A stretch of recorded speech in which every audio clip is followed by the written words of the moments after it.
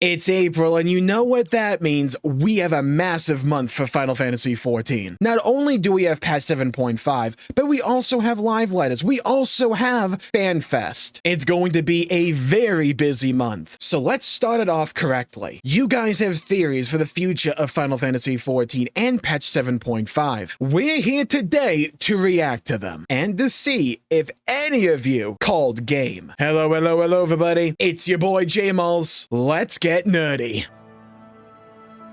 First up today, we have at Shiny Flareon 00, who says, "I'll throw my hot take into the hat. Enuo is not just there to make old school Final Fantasy fans point at the screen. He is there to set the tone. What makes him such an interesting choice is that Final Fantasy V already treats him as a figure of consequences, a character bound up with the void, the ceiling of impossible power, and the kind of catastrophe so severe that the world itself must be divided just to contain it. That is why his appearance in 7.5, to me, feels so deliberate. In a patch with key imagery, moon implications, and reflection theory, Enuo stops feeling like simple fan service and starts feeling like a warning. A figure so closely tied to Final Fantasy V's interdimensional strangeness showing up here feels like the devs quietly signaling what kind of story this is becoming.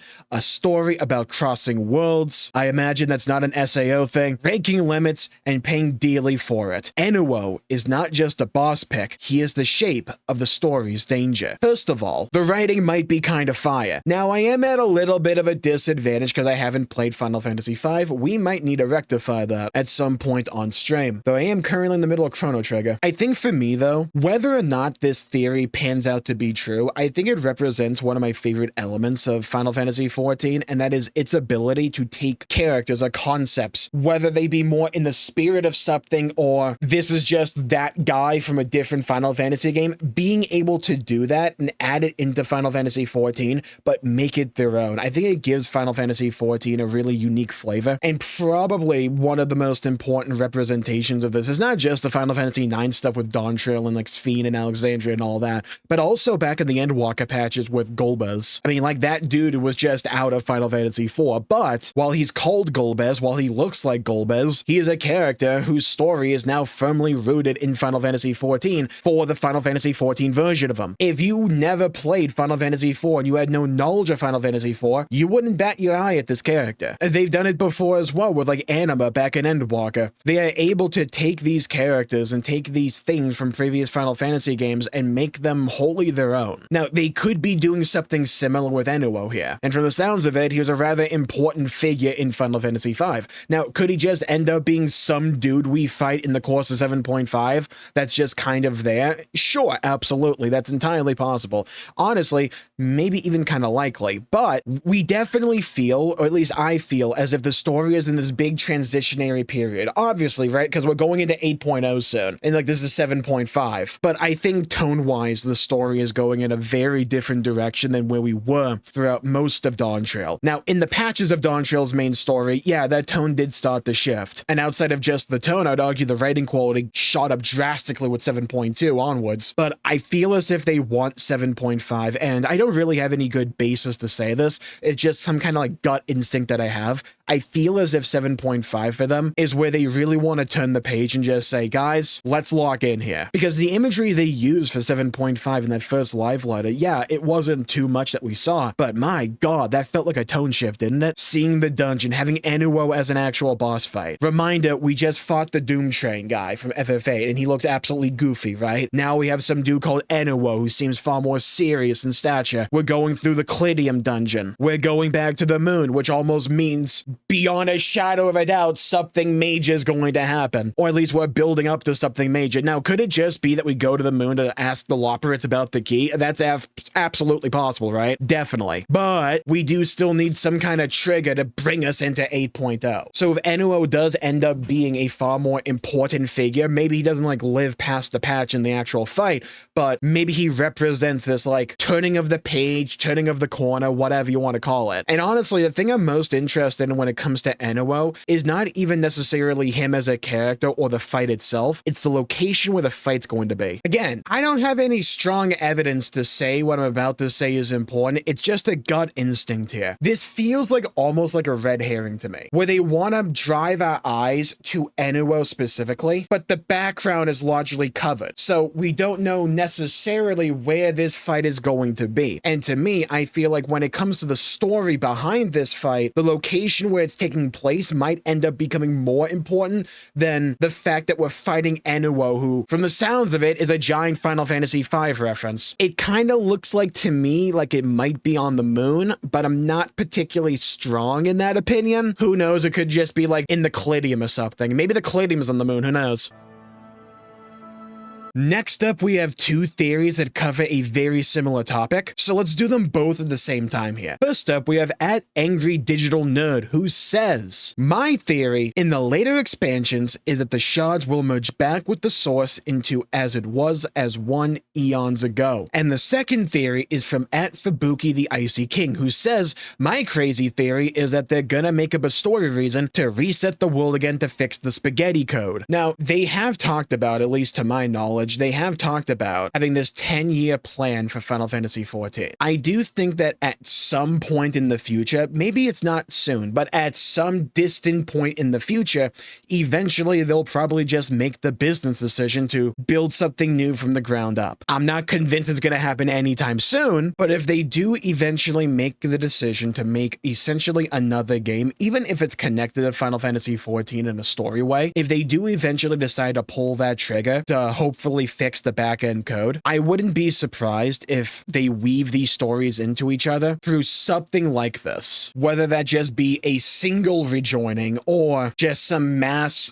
creation of a new world by bringing all the shards together, and maybe for like insert lore reason here that we come up with between now and then, we don't just basically go back to the land of the ancients. We essentially make a new world, kind of think like the ending to Xenoblade 1 in a way. Maybe we do something along those lines. Am I kind of coping with that because I'm a Xenoblade fan? Absolutely, but hear me out. I think it could work. I've said it before. Yeah, like there are some things that just can't happen in Final Fantasy XIV because of the backend code. I think though a lot of the complaints that I've had, at least with the game over the course of Dawntrail and Endwalker, just by making a new game, those issues don't get rectified or don't necessarily get rectified. So yeah, at some point, would I like to see an update to the backend of Final Fantasy XIV? Yes. Do I think it's inherently required right now? No, I would not argue that. Not saying these takes are arguing that either, by the way. I'm just saying that for like a general feel. Like when it comes to job design, when it comes to the content cadence, could you argue maybe if the backend was better, you could have a more streamlined production of new content for Final Fantasy XIV? Absolutely, you could make that argument. I feel like I would argue I just want Square Enix to invest more into Final Fantasy XIV, or maybe do both, I don't know, and also continued improvements with the writing. Like, I've largely had most of my writing issues with Dawntrail rectified in the patches of 0.2, 0.3, and 0.4. I'm kind of good in that department. Could we still see some improvements? Yeah, absolutely, but I think we have come a long way with just the patches. And I think it's like for those reasons why I don't think they're going to devote all their time and energy into just essentially making an either new backend for the game or a new game overall anytime soon. I feel like that would be a long-term project way down the line.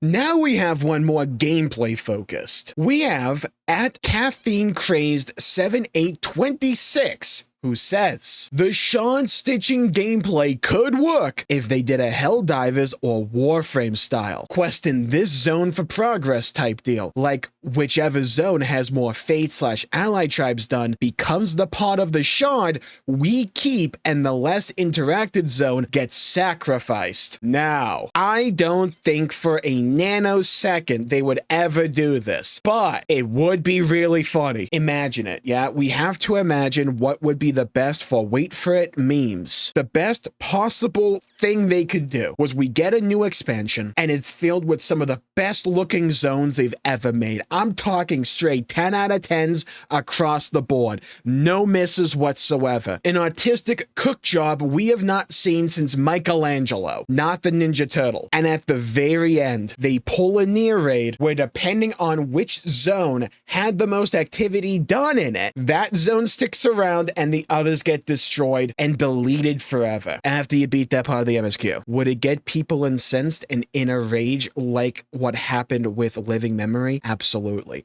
Would it be up to like scale 11? Absolutely. Would it also be really funny? See, this is what we have to really focus on, people. Sometimes we have to make decisions, not because they're logical, not because they make sense, but because they're really funny. Now, it would be boring, which is why I said before, you have to make sure all the zones are 10 out of 10s. Because if you have one clear favorite and everyone just does that one zone, then you lack the tension. You need the storyline. Because if no one cares about Zone X and everyone just cares about Zone Y, there's no drama. There's no Reddit posts, Twitter threads, YouTube videos. Hello. There's nothing. You need people to care. So when you rip their hopes and dreams from them, it stings all the more sweetly. Now, I can't remember if this was just a conspiracy theory or not, but I think they've attempted something along these lines before back in the near raids in Shadowbringers, where depending upon whether or not your server picked like one NPC or the other, I think the theory was that there was supposed to be a different ending, and then like all the servers just picked the one guy. That might have just been like some internet hoax, but like assume that's what happened. Having that happen again for the main story would be really funny. And I also think it'd be kind of possible to tie it into the story, because during Dawn Trail, we've had a part of another shard be transplanted from one shard onto the source. And if our ultimate way to save people from various shards from whatever the Great Withering is to take a certain region from that shard and just transplant it onto the source, this would be a great way to blend storytelling and gameplay. And I'm a big sucker for when games, and especially MMORPGs, do this. Now, am I just trying to say whatever to try and justify that Square Enix should absolutely do this because I think it would be really comical? Yes.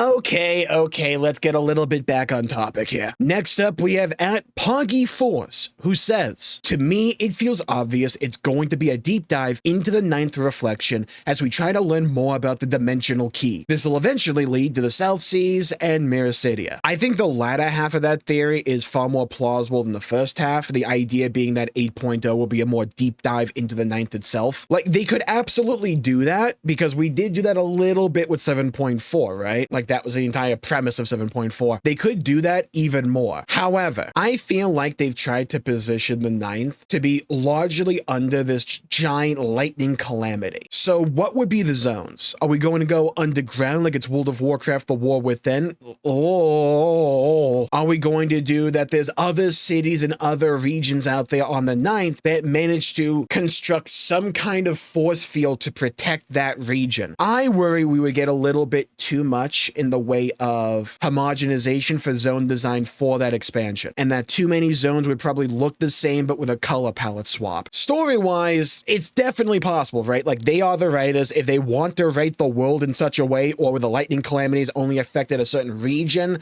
and it's just like a case of unreliable narrator where the people of Alexandria and whatnot believed the entire shard was like being engulfed in this lightning calamity, it was only like really like half of it or something, that's entirely possible. They could do something like World of Warcraft, The War Within, where you have giant zones underground that are so large in scale that they basically have skyboxes underground. Like, you could go in that direction as well. You could also go in the direction of there's just regions on the 9th that were protected by those force fields, and for whatever reason, maybe those force fields are just very large. It can show you like different biomes. That is possible. They could write it in such a way. I'm not sure that would be the trigger they pull, though. Now, the more I think on this, the more I kind of want it to be, though, for a very simple reason. I use Fiend in a lot of my Final Fantasy XIV thumbnails, and like, as I'm talking through this theory, I'm realizing if we do have an entire expansion about the 9th properly, Fiend would almost certainly be a main party member, and I would have even more thumbnails at my disposal. So now, every kind of preconceived notion, everything that I wanted 8.0 to be is going right out the door. I'm throwing it out the window, and now I really want to put all my eggs in this basket because I need my thumbnail farm. Now, is it possible Fiend comes with us no matter where we go? Absolutely. Square Enix should absolutely do that, by the way. Do I think the bet is safer, though, if we just go to the 9th?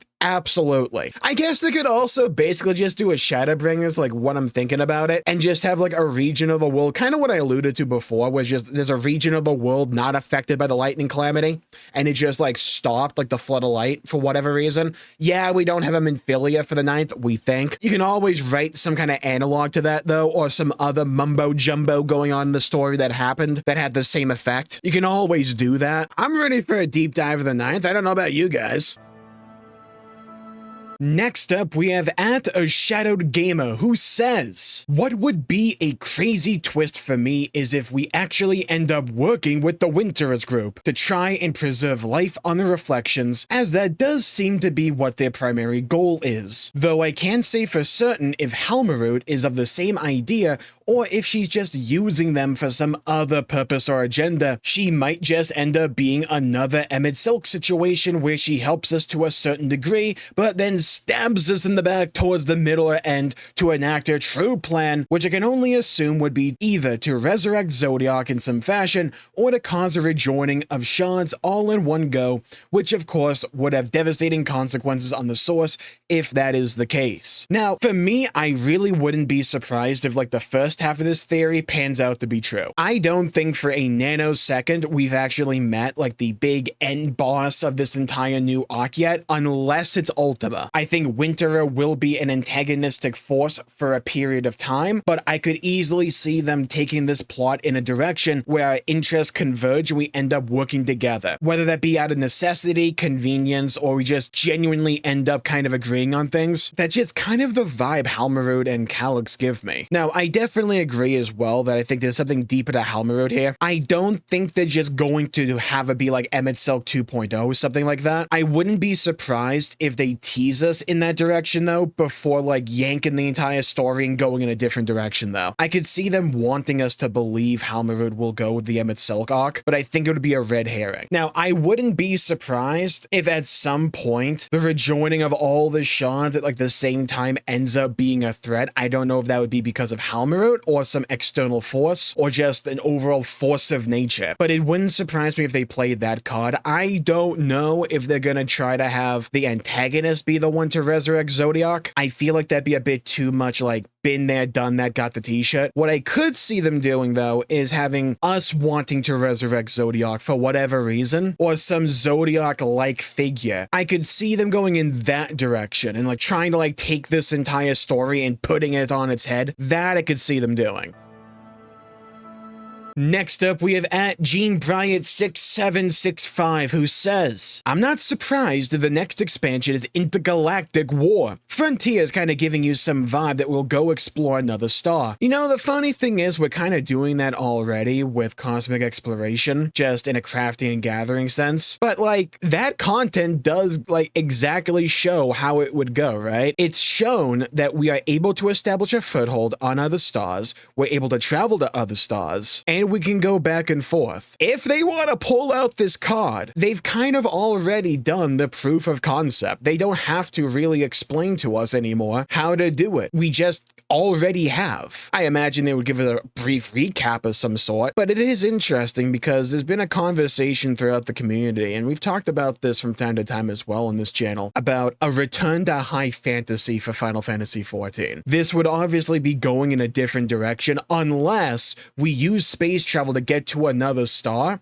and that star is just like a high fantasy setting. Like, they could go in that direction as well. I don't know if they would pull this card until we've explored the other shards and some more locations on Aetheris though. Going to other planets wholesale feels like a move that would be made after those things are at least touched upon more. Again, granted though, we are already doing this. It's not outside of the realm of possibility here. My only thing is, if we're going to have more of a sci-fi setting, can I get some really cool looking sci-fi armors that aren't just like, here's some cyberpunk-esque like t-shirts and jackets? Give me Star Wars, Phantasy Star Online, Xenoblade X looking outfits. That's what I really want. That one fight in the Arcadian with the guy that had 2 lightsabers. That's what I need.